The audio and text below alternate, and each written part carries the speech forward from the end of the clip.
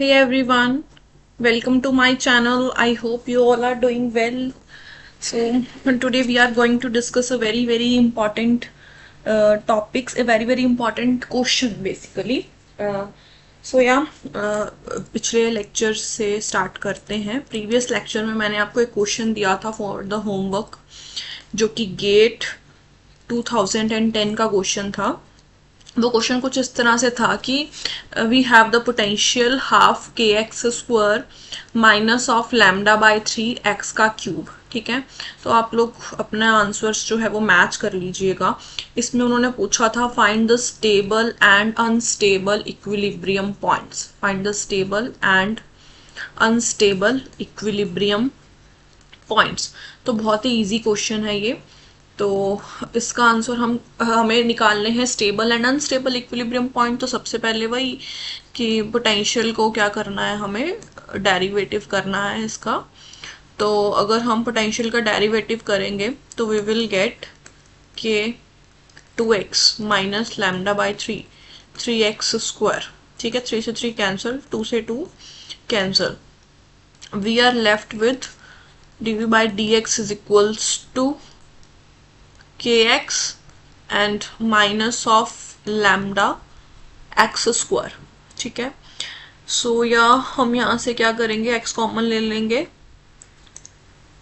And अंदर हमारे पास रहेगा k minus of lambda x square is equals to 0. Here we will get the x का value as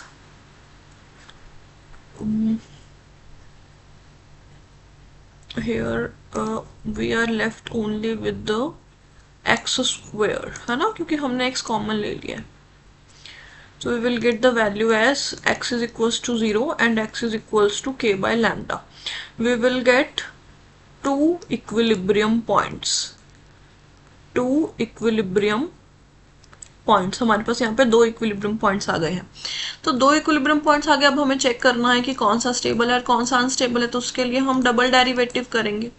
double derivative करेंगे तो we will gate के minus of 2 lambda x. उसी का डबल डेरिवेटिव करेंगे तो ये आ जाएगा. अब हम चेक करेंगे कि at x is equals to 0, x is equals to 0 पे ये जो वैल्यू है वो आएगी सिर्फ के. तो अगर जो के है, if k is greater than equals to 0, obviously greater than equals to, क्योंकि पॉजिटिव है ना, के की जो वैल्यू है वो पॉजिटिव है. तो एट हमारे पास at x is equals to 0 k की पॉजिटिव वैल्यू आ रही है which is corresponds to the stable equilibrium point, which corresponds to the stable equilibrium point, यानी कि मिनिमा. ठीक है, लोकल मिनिमा आया ये हमारे पास एंड स्टेबल इक्विलिब्रियम पॉइंट. और अगर इसी में मैं चेक करती हूँ कि at x is equals to k by lambda, तो k minus 2 lambda k by lambda, lambda से lambda cancel out, k minus 2k which is minus k which is less than 0, which corresponds to the maxima which is unstable equilibrium point. तो this is unstable equilibrium point. तो हमसे यही पूछा गया था कि बताओ कि स्टेबल पॉइंट कौन सा और अनस्टेबल कौन सा है. तो अनस्टेबल हमारे पास के बाय लैम्डा एंड स्टेबल हमारे पास जो है वो 0 है. That's it. ये गेट 2010 का क्वेश्चन है. ठीक है, अब नेक्स्ट क्वेश्चन जो है which is very important, very important question, बहुत अच्छा क्वेश्चन है ये. हमारे पास CSIR नेट 2012 का क्वेश्चन है. ठीक है, अच्छा क्वेश्चन है. तो इस क्वेश्चन में उन्होंने बताया हुआ है, वो कह रहे हैं consider motion of classical particle, consider motion of classical particle in one dimension double well potential. Double well potential. Potential हमारे पास जो गिवन है वो है 1/4 एक्स स्क्वायर माइनस ऑफ 2 का whole square. This is given potential. If the particle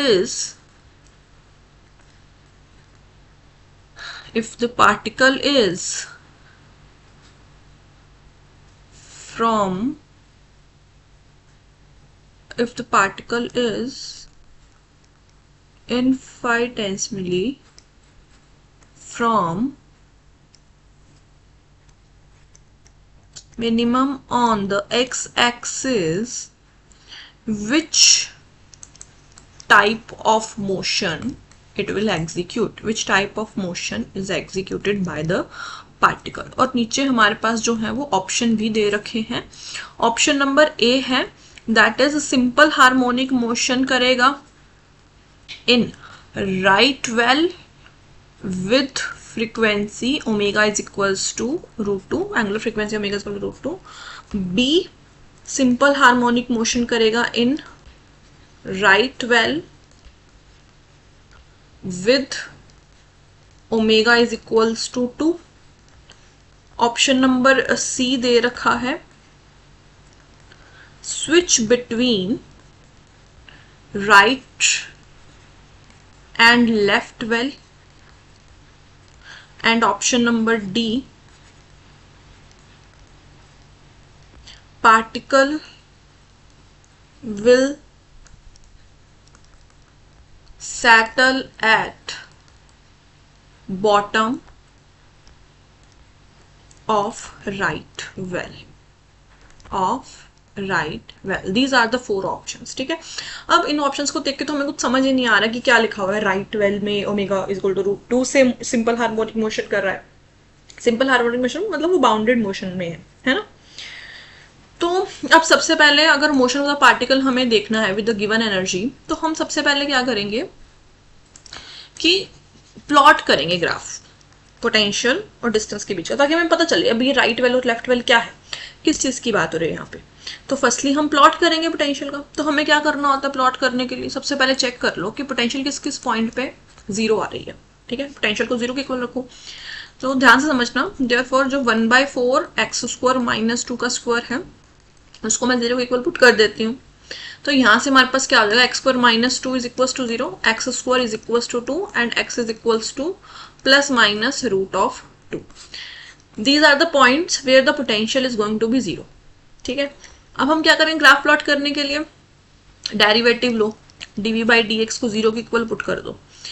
तो potential हमारे पास क्या है, 1/4 मेरे पास एज इट इज रहेगा, 2 नीचे आ जाएगा, x² - 2 और derivative of x² - 2 is 2x। ठीक है, 2 × 2 = 4 से 4 कैंसल।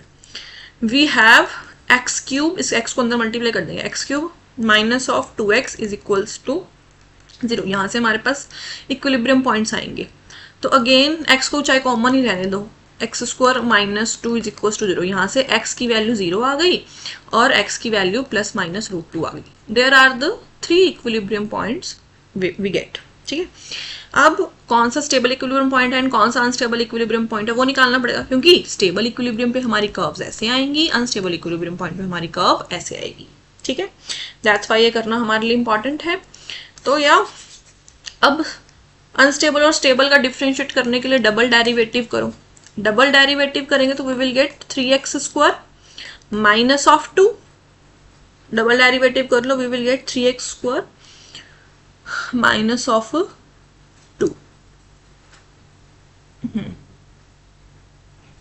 सो यूवी रूल लग जाएगा, या फिर इसी चीज को किया हुआ है, इसको उठा लो 3x² - 2। ठीक है, अब यहाँ पे हम पुट करते हैं हमारी वैल्यू को। अगर मैं यहाँ पे x is equals to 0 put करती हूँ, at x is equals to 0 हमारे पास आता है -2। ठीक है, -2 विच इज लेस देन 0, यानी कि ये हमारे पास क्या है, अनस्टेबल इक्विलिब्रियम पॉइंट है। अनस्टेबल इक्विलिब्रियम पॉइंट मतलब मतलब मैक्सिमा। अनस्टेबल इक्विलिब्रियम पॉइंट मतलब लोकल मैक्सिमा की बात हो रही है। अब अगर इसी में ही मैं x को √2 पुट करती हूँ, +√2। ठीक है, तो हमारे पास क्या आएगा, 3 √2 का स्क्वायर -2 एंड 3 × 2 -2, 6 -2 4, यानी कि at x is equals to √2 we will get 4 which is greater than 0, hence it is the stable equilibrium point. Hence it is the stable equilibrium point, या यू कैन से कि local minima. Local minima. अगर हम at x is equals to minus of root two की भी बात करते हैं तो we will get the same value, minus of root two का स्क्वायर भी वही सेम आएगा, ठीक है। We will get the same answer which is 4, again greater than 0, again this is the stable equilibrium point, again this is the local minimum. तो we will get two of the points are the stable equilibrium and one is the unstable equilibrium, यानी कि at x is equal to 0 we will get the unstable equilibrium and x is equals to root 2 or minus root 2 we have the stable equilibrium points, या these are the points जो कि stable equilibrium के corresponds है, ठीक है। अब ठीक है, समझ आ गया। अब हम चेक कर लेते हैं, मतलब ठीक है समझ आ गया कि x is equal to root two पे हमारे पास जो कर्व्स हैं वो ऐसे बनेंगी और माइनस रूट टू पे भी कर्व ऐसे बनेगी, but at x is equal to 0 पे जो हमारी कर्व है वो डाउनवर्ड बनेगी। बट बनेगी कहाँ पे, है ना, हमें पोटेंशियल की वैल्यू भी तो चाहिए इस पे। अगर मैं यहाँ पे ग्राफ प्लॉट करती हूँ between the x and the potential, ठीक है, तो x is equal to 0 point and this must be x is equals to root 2 point and this must be x is equals to minus root 2 point। अब हमें पता है कि कौन सा स्टेबल है कौन सा अनस्टेबल है, but at these points potential की वैल्यू भी तो हमें पता होनी चाहिए ना, है ना। तो हम पोटेंशियल की वैल्यू जो है वो निकाल लेते हैं। तो स्टार्टिंग में ही देखो पोटेंशियल की जो वैल्यू है वो 0 किस पॉइंट पे आई है, पोटेंशियल की जो वैल्यू है वो 0 इस पॉइंट पे आई है, यानी कि प्लस माइनस रूट 2 पे तो हमारी पोटेंशियल की वैल्यू 0 ही है ना। स्टार्टिंग में हमने निकाल लिया था कि पोटेंशियल की वैल्यू इन दो पॉइंट्स पे क्या होगी, 0 होगी, और यही दोनों पॉइंट्स क्या है, स्टेबल इक्विलिब्रियम के पॉइंट्स हैं। तो यहाँ पे तो हमें पोटेंशियल की वैल्यू हम ऑलरेडी निकाल चुके हैं, but x is equal to 0 पे हमें पोटेंशियल की वैल्यू नहीं पता है, तो वो भी निकाल लेते हैं। That at x is equal to 0 potential की वैल्यू क्या होगी, पोटेंशियल हमारे पास ये है एक्स स्क्वायर माइनस 2 का होल स्क्वायर।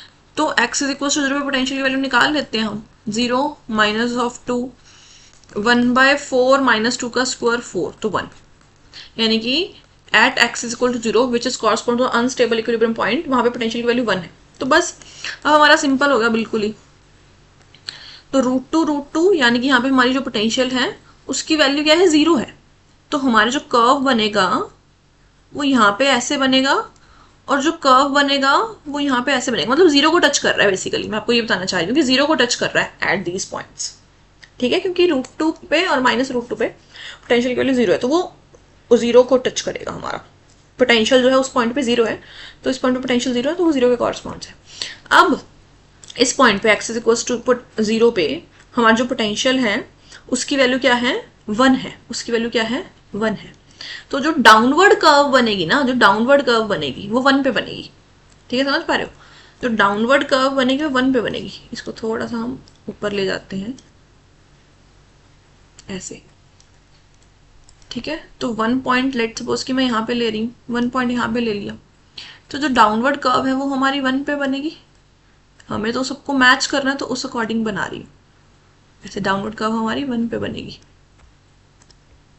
अब इन सबको मैच कर देते हैं, इन सबको क्या कर देते हैं, match. So we will get the curve as this, will get the curve as this. हमारे पास जो कर्व है वो कुछ इस तरह से आ गई,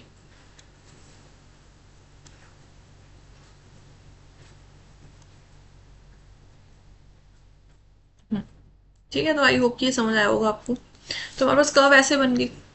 अब वो कह रहे हैं कि हमारा जो पार्टिकल है बताओ वो किस तरह सिंपल हार्मोनिक मोशन कर रहा है ना। ये हमारे पास लेफ्ट वेल है, वेल के हिसाब से बताया हुआ ना, ये हमारे पास लेफ्ट वेल है, ये हमारे पास राइट वेल है। तो देखो ऑप्शंस जो दे रखे हैं, अगर हम ऑप्शंस की बात करें, है ना, जो ऑप्शंस हमारे पास दे रखे हैं वहां पे लेफ्ट वेल की बात ही नहीं करी गई है, ठीक है। चाहे हम लेफ्ट वेल लें चाहे हम राइट वेल लें, हमारा जो आंसर है वो सेम ही आएगा वैसे तो, बट यहाँ पे लेफ्ट वेल की बात ही नहीं करी गई है। तो हमें एक ही वेल से हम चीज़ें लेंगे, अगर हम दूसरे से भी लेते हैं तो आंसर जो है वो सेम ही आता है, बट चलो हम राइट वेल से देख लेंगे। तो देखो हमें तो पार्टिकल की एनर्जी पता ही नहीं कितनी है, क्योंकि पार्टिकल किस तरह से मोशन करेगा, कितनी मतलब कहाँ कहाँ उसका मोशन होगा, वैल्यू अगर हमें ओमेगा की बतानी है तो पार्टिकल की एनर्जी हमें पता होनी चाहिए ना, कि पार्टिकल लेफ्ट वेल में घूमेगा राइट वेल में घूमेगा, कैसे जाएगा, है ना। तो हमें कोई ना कोई एनर्जी को लेट करना पड़ेगा।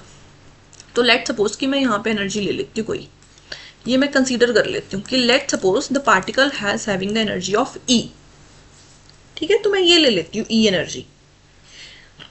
यहाँ पे हमारे पास दो पोटेंशियल स्ट्रक्चर बनी है। Particle will oscillate in both separately, दोनों में सेपरेटली ऑसिलेट कर सकता है, बट हमें तो बेस्ट ऑप्शन चूज करना है ना, कि अकॉर्डिंग टू ऑप्शन हमें मार्क करके आना है कि राइट। उन्होंने कहा है कि सिंपल हार्मोनिक मोशन करेगा। अब कई बच्चों के माइंड में आएगा कि यार ये जो एनर्जी है ये हमने यहाँ पे क्यों नहीं ली, है ना। तो मैं आपको ये बताना चाहती हूँ कि हमारा जो पार्टिकल का मोशन है वो बाउंडेड मोशन होगा। अगर पार्टिकल की एनर्जी इन वेल्स के अंदर नहीं होती तो बाउंड मोशन नहीं करेंगे, है ना। तो या तो ऐसे मूव करेगा या यहाँ पे मूव करेगा, क्योंकि वहाँ पे ऑप्शन में राइट वेल की बात करेगी, तो मैं यहाँ पे राइट वेल की ही बात कर रही हूँ, ठीक है। तो हमारा जो पार्टिकल का मोशन है वो इस तरह से वेल्स में होना है, तो ऑब्वियसली एनर्जी को हमें ऐसे ही लेना पड़ेगा। अब ये हमारे पास वन है। अब क्या है, हमारे पार्टिकल के लिए, हमारा जो पार्टिकल है उसके लिए ये वाला जो रीजन है, ये वाला रीजन, ये वाला जो पर्टिकुलर रीजन है हमारे पार्टिकल के लिए, this is the classically forbidden region. This is the classically forbidden region for the particle. क्यों? क्योंकि हमारे पास पोटेंशियल का कर्व अपवर्ड्स है, ऊपर की तरफ है, और जो टोटल एनर्जी है वो डाउनवर्ड्स है। और ये हमने स्टार्टिंग में ही पढ़ा था जब मैंने क्लासिकल को शुरू कराया था कि क्लासिकल अलाउड रीजन और क्लासिकल फॉरबिडन रीजन हम कैसे लेते हैं। तो अगर हम ये वाली एनर्जी की कर्व ले रहे होते हैं, तो अगर पोटेंशियल कर्व इससे ऊपर है तो ये वाला जो सारा रीजन है पार्टिकल के लिए वो क्लासिकली फॉरबिडन रीजन रहने वाला है। तो पार्टिकल यहाँ पे नहीं आ सकता, ठीक है। तो ठीक है, समझ आ गया। मतलब ये वाला तो हमारा हो गया कि फर्स्ट दो ऑप्शन से ही हमारी चीजें करेक्ट है। पहले वाले दो ऑप्शन में से ही कोई ना कोई ऑप्शन करेक्ट होगा, है ना, क्योंकि पहले वाले दो ऑप्शन में तो ये बात करेगी राइट वेल की, switch between the right and left, switch between the right and left, या फिर particle will settle at the bottom of the right and. तो बीच में तो जा ही नहीं सकता, तो स्विच कैसे करेगा? तो ऑप्शन नंबर सी तो वैसे ही इनकरेक्ट हो जाता है, स्विच तो नहीं कर सकता, है ना। तो क्योंकि यहाँ पे हमारे पास दोनों चीजें ओवरलैप कर रही हैं, तो पार्टिकल यहाँ से टर्न बैक करेगा ना, स्विच कैसे करेगा? स्विच नहीं कर सकता। और ये वाला तो फॉरबिडन है, ये वाला चीज फॉरबिडन है ना उसके लिए, तो क्रॉस भी नहीं कर सकता है। तो ठीक है, अब हम बात करते हैं ओमेगा की वैल्यू की, क्योंकि हमें ऑप्शन में ओमेगा की वैल्यू को भी सही चूज करना है। तो अब हम बात करते हैं ओमेगा की वैल्यू की, और हमें पता है ओमेगा की वैल्यू हम कैसे निकालते हैं, omega is equals to root of k by m लेके निकालते हैं।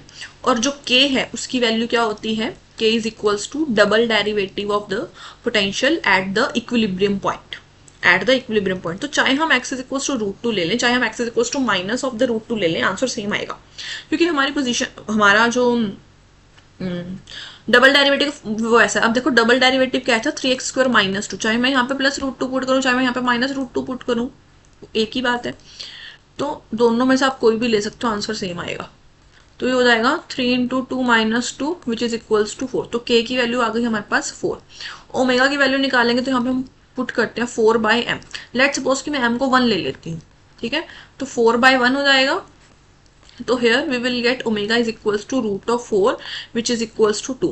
We will get the omega is equals to 2. तो यहाँ हमारे पास जो पार्टिकल है वो इस पर्टिकुलर वेल में, राइट वेल में, ऑब्वियसली लेफ्ट वेल में भी कर सकते हैं। अगर आप लेफ्ट वेल से भी निकालोगे तो आंसर सेम ही आएगा, बट क्योंकि ऑप्शन में लेफ्ट वेल की बात नहीं करी गई, दैट्स मैंने लेफ्ट वेल को कंसिडर नहीं कराया। You can also solve it by the left well, अगर ऑप्शन में दे रखा है ऐसा कुछ, तो आंसर हमारे पास सेम ही आएगा, ओमेगा की वैल्यू हमारे पास 2 ही आएगी। Then this is also the correct answer, ठीक है। तो पार्टिकल ऑब्वियसली क्लासिकली तो राइट और लेफ्ट वेल में जो है स्विच कर ही नहीं सकता है, क्वांटम मैकेनिकली हो सकता है बाय द टनलिंग इफेक्ट। अगर आपको पता हो तो टनलिंग इफेक्ट से क्वांटम मैकेनिकली पार्टिकल स्विच कर सकता है, बट क्लासिकली स्विच नहीं कर सकता, ठीक है।